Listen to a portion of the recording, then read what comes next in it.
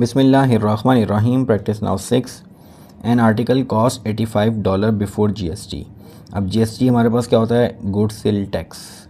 आप कोई भी चीज़ ख़रीदते हैं तो उसके ऊपर आपको उसको जीएसटी पे करना पड़ता है, यानी जो उसकी अमाउंट होती है उसके बाद जितने परसेंट, अमूमन 7% होता है, 7% उस अमाउंट का जितने की आप ख़रीद रहे हैं उसका वो 7% निकालने के बाद उसमें अमाउंट ऐड अप हो जाती है। जैसे यहाँ पे एक आर्टिकल की कॉस्ट है $85 बिफोर जीएसटी, इस पे जीएसटी नहीं लगा हुआ।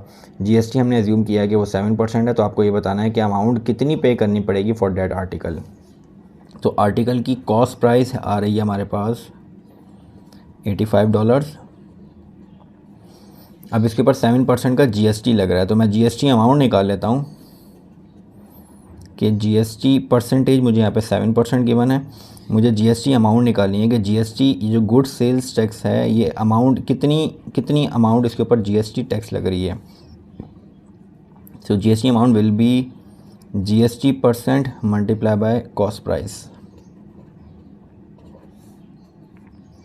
So percentage GST is 7% multiplied by the cost price, which is $85. So 7% of $85. So 7 divided by 100 multiplied by 85. So the cost price, the price for the GST is $5.95. $5.95 का good sales tax लगेगा। यानी अब आपके पास the man has to पे,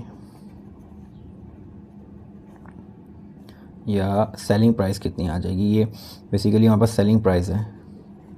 यानी अब GST जब लग जाएगा तो सेलिंग प्राइस कितने की बन जाएगी? जो कॉस्ट प्राइस थी उसके ऊपर ऐड हो जाएगा जीएसटी। तो कॉस्ट प्राइस है हमारे पास $85, उसमें जीएसटी अमाउंट ऐड अप हो जाएगी, that is 595। So selling price हमारे पास 595 और 85 ऐड होने के बाद हमारे पास प्राइस आ जाएगी 90.95।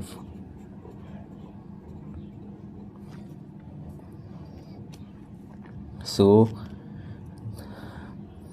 total amount of money a man has to pay for the article, the total amount of money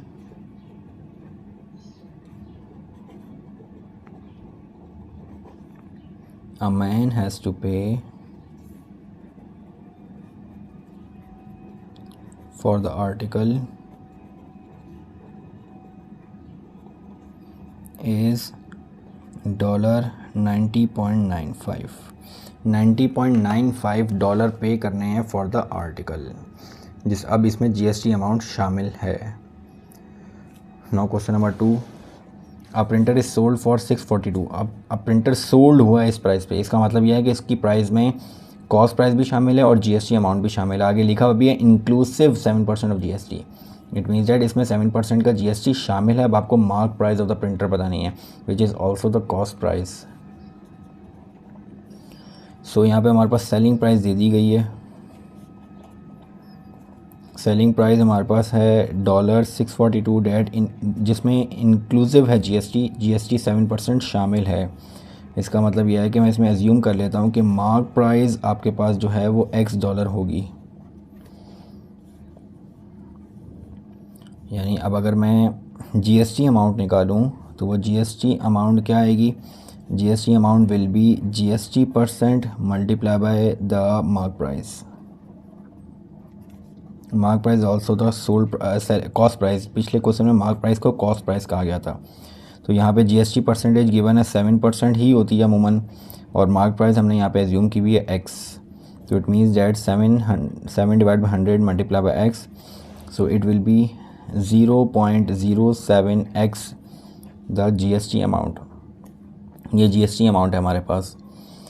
यानी मैं यहाँ पे अब ये कह सकता हूँ कि जो मेरे पास सेलिंग प्राइस होगी, वो सेलिंग प्राइस जो हमें गिवन है वो कैसे आएगी? उसमें mark price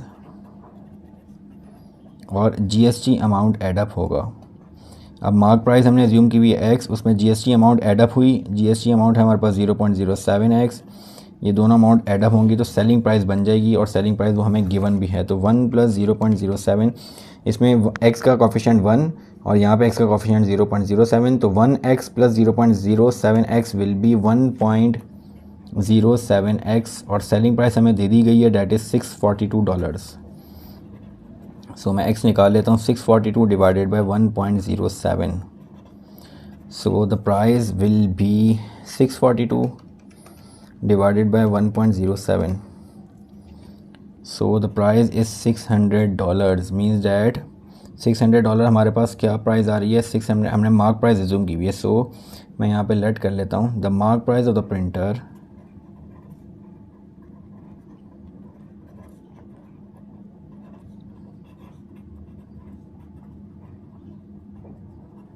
is $600. The mark price of the printer is $600. So this is the question of practice now 6, question number 1 and 2. Inshallah in the next video we will start the next question. Assalamu alaikum.